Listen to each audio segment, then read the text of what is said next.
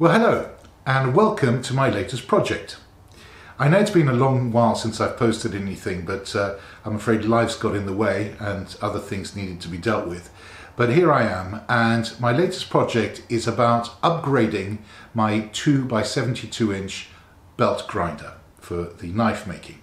And actually it's been a terribly useful tool to have in the workshop generally. Months ago I ordered this 10-inch contact wheel from China, and it arrived many months ago, and for various reasons I've never got around to doing it. So that's what we're going to start doing today. So this is my belt grinder. It's one that I built from scratch. I followed designs by Dan Comeau on DC Knives for the design. It's a brilliant blog, by the way. If you're interested in knife making, you probably know it already. But it's a very simple design, but it's also very effective. And one of the nice things about it is that you can upgrade it if required, because it's based on these two bits of box section, and an internal box section moves in and out, and you can of course add things to a new arm. It all comes apart quite easily. This is the tool rest. And if I take this belt off and I pull the platen out, you will see that all requires to be done is to add a new arm here, and then hopefully a new or the same tool rest, I don't know yet. So that's the basic premise of what I've got to do. So let's have a look at how I might be able to do this. The idea being that I would put a new arm along here to which this would be attached in that sort of orientation. But of course I need to find a safe way of attaching the wheel to the arm. Dan Comeau has his own plans for this, which involves, so this would be the new arm. He would then attach two of these pillow bearings to a plate, then have a shaft going through the two pillow bearings that will be mounted underneath the arm, and then go into the wheel with spaces in between. Now, I've bought these. As you can see, they're sort of massive, but they're the right internal diameter for the shaft I need for the wheel. But I thought that was very over-engineered, and I might be proved wrong, but I looked at the plans on various other professionally made belt grinders, and it occurred to me, why does the shaft need to spin in these pillows, in these pillow bearings? If the shaft is nicely aligned and mounted, it doesn't need to spin at all. It can just be fixed, and the wheel will then turn around the shaft. Okay? So I'm going to send these back. Don't need them anymore. And the plan I came with initially is I've got this lovely 30mm square chunk of steel, and I was going to put some inside here, weld it, and then drill through and fix the shaft through here, and then mount it to the wheel with a spacer around the shaft here. But as my very talented and intelligent friend Dimitris of Jimmy's Canal pointed out to me, it's very unlikely that I'll be able to seal this properly with a weld and get it drilled through accurately, and it caused all kinds of other problems. So he suggested, and I totally agree with him, is that I'm going to cut a 40mm or 50mm section of this bar, drill the 15mm hole for the shaft of the wheel, and screw this to the arm. And that will give me, apart from anything else, a little bit of give to adjust it perfectly. And also it means that I simply have to drill through this chunk of steel rather than have to negotiate a potentially dodgy weld going through the arm, etc., etc. And then I will have a set screw to hold the shaft in place, and I will probably take a cutter flat on the milling machine to make sure that the shaft is lodged properly. So that is my plan at the moment. So the next thing to do is to work out how to do all these things as accurately as possible. So let's go.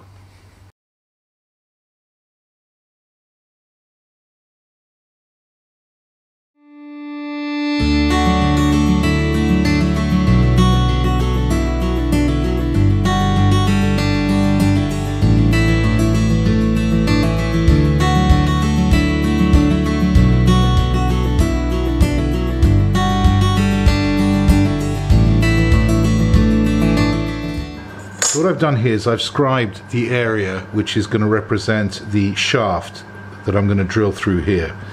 And so I need to know whereabouts I can put the 8mm bolts so that they don't interfere with this shaft. And I just want to be safe, although it's not going to go all the way through here, it's going to be tapped. I still want to make sure. So if I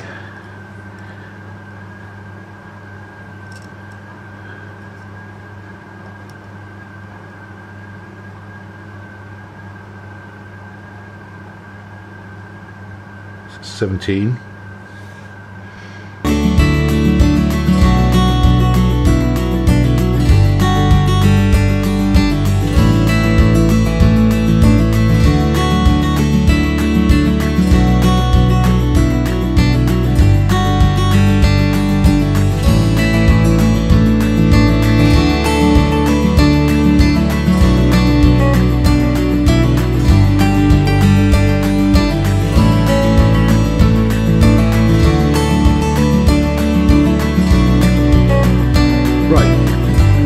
I've drilled the holes. I actually moved them over a bit to what you saw me measure out earlier because I suddenly realized that it would be so close to the edge that I didn't like that strength-wise. So I've decided to move them over, and I was wondering what the next stage was, but I think the next stage I'm going to do is I'm going to start drilling the 15mm hole. It's the hardest thing to do accurately, and it's one of the most important, so I'm going to do that because there's no point starting to screw and tap, etc., etc., if I blow this bit. So that's my plan now.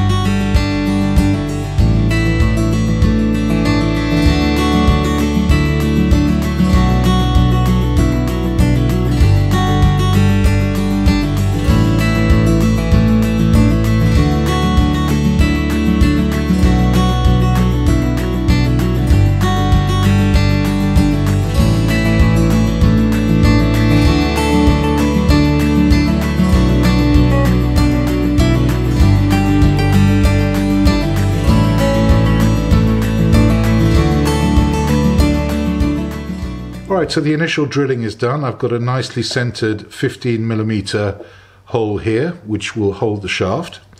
And then I will have to drill and tap a hole for the grub screw through the top. But also, and much trickier, I'm going to have to match the holes that you saw me drill into the arm, and then tap that M8 to hold some bolts that will come through the bottom to secure this on top of the arm. So obviously the normal thing to do would be to have some hidden hole centering punches, some blind holes centering punches, but I don't have any, and I'm not going to spend 50 quid for a set. So what I'm going to try and do is to align this as well as I can possibly do, hold it in place with some welding magnets, and use a center punch from beneath.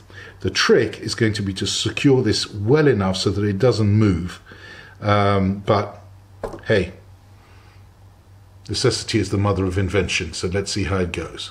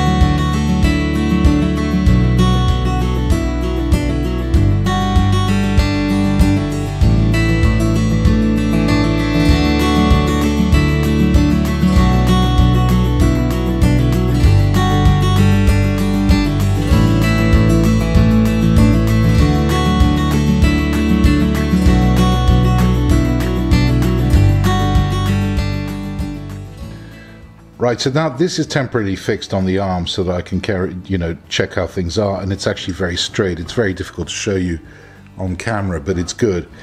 And the next thing I need to do is to drill and tap a hole there for the grub screw, and I want that to be pretty centered, so I'll do that now.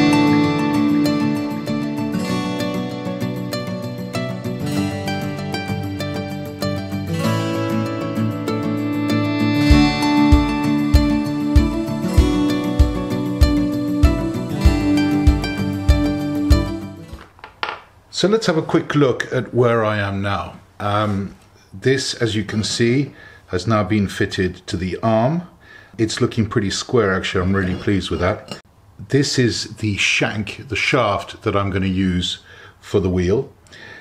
You'll see that I've made a collar here, a sleeve, which is going to hopefully keep that in place, and that is made from a pipe with an internal diameter of about 15 or 16 mil. They say it's 15, but I think it's more like 16. I think it's probably an imperial pipe that they are selling as metric, but it's got a very thick wall. It's got a I think 3.5 millimeter wall.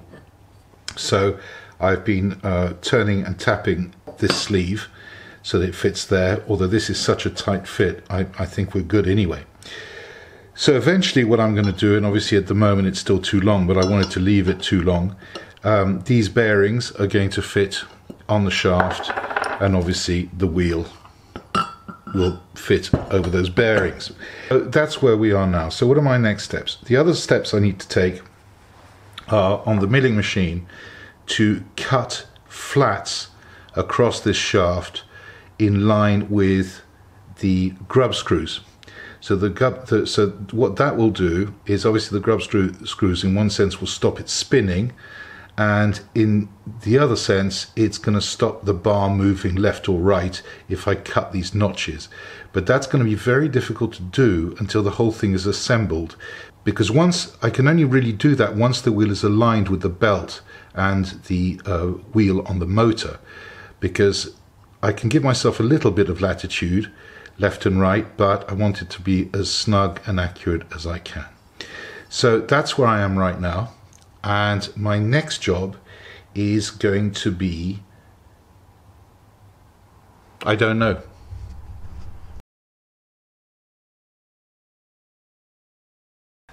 So what I decided to do, actually, because I need some vague sense of where it needs to sit, otherwise I'm stuck, I didn't put the bearings in, so the wheel is actually resting as it is, so to speak.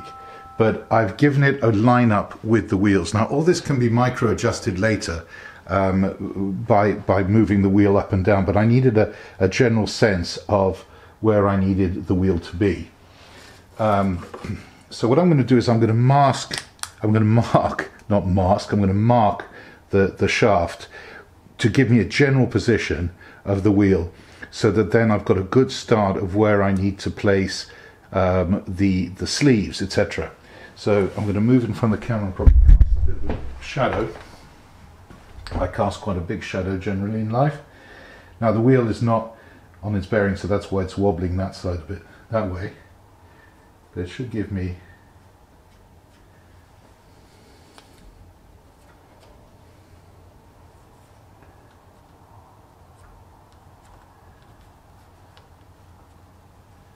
so that's a good sense of where that would be. So I can release that.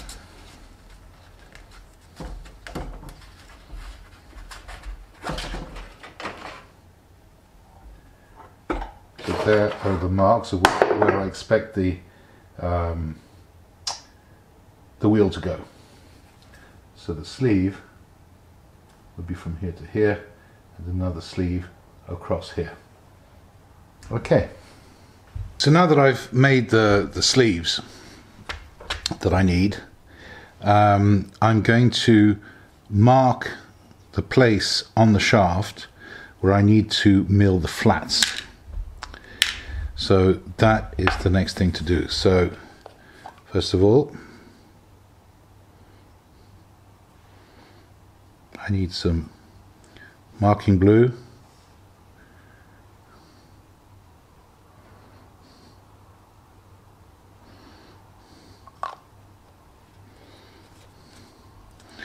I'll let that dry and then we'll try and mark them out. Right.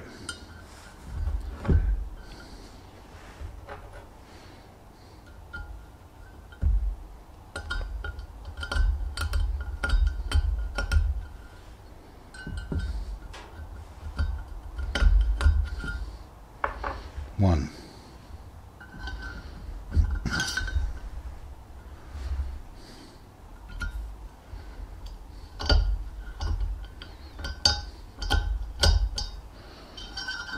Two.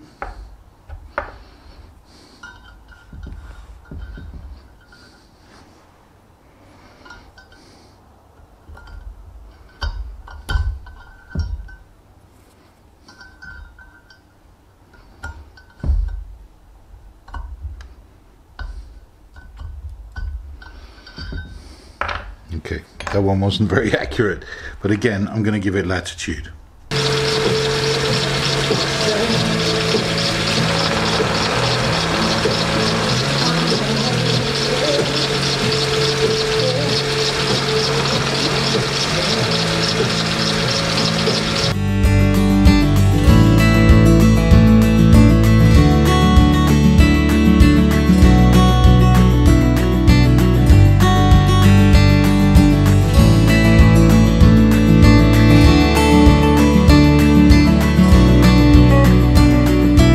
Okay, so I have cut the flats into the bar. They're not perfect. My milling machine is playing up at the moment, but it's fine, it will do the job. And I've given myself a little bit of latitude from left to right, which is important because you know, I'm going to have to do some fine tuning, and I actually don't think that this is going to spin on its own axis. So I'm okay with that. Actually, I think it's that way around.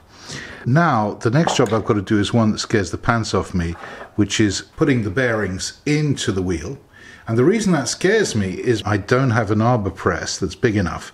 So I'm going to have to do it with wood and a hammer, basically wood and a mallet. But, you know, I've got to be brave and I've got to do it. So that's the next job.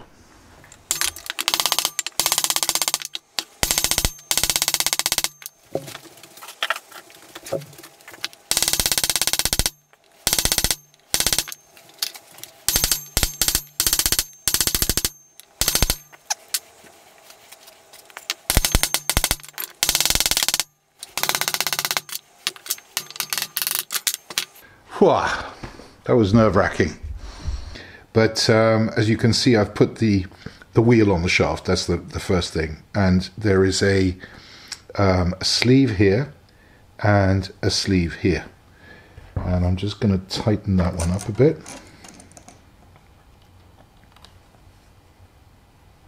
There. And then here you can see the notches for the mounting block and for the other sleeve on the other side of the mounting block. Okay. So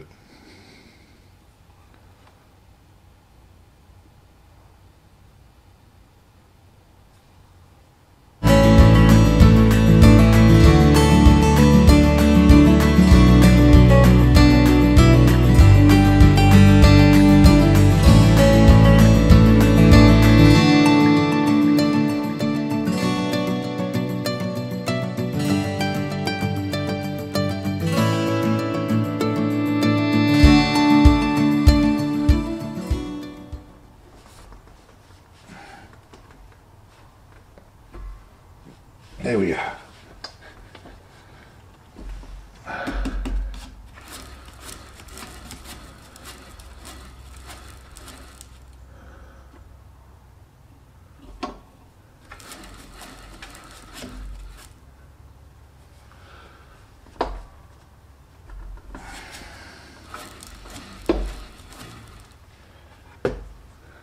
All right. Time to give it a shot. Just stand back in case the everything goes wild.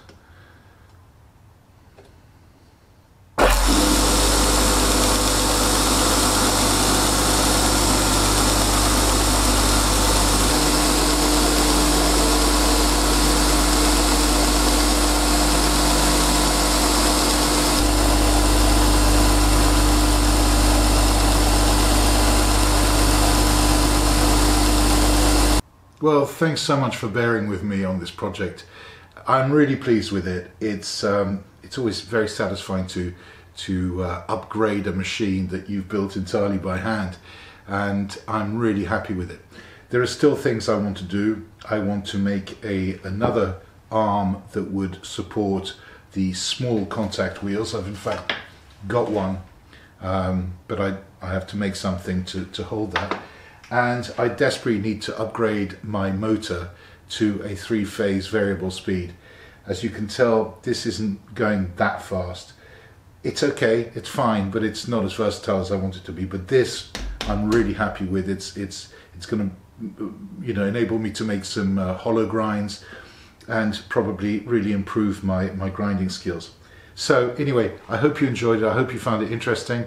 It's not an overly complex project if you want to take it on. And see you next time, and thanks again.